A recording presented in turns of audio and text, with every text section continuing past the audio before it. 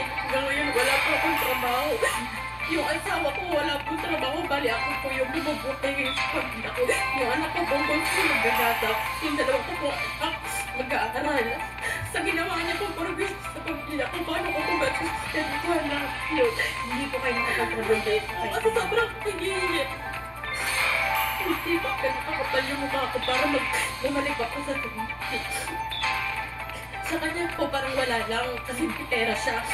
May isa pa siyang pinagkakakitaan. Paano naman po ako na may nahihirap lang.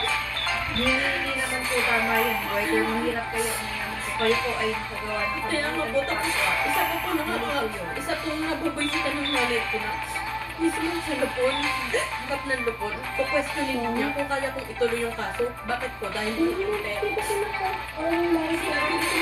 Sabi niya po sa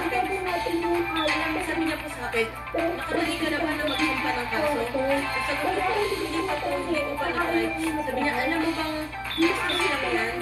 Ano lang ba ang oras? Salita, Ma'am Alayka. Salita po. Ma'am Jasmine.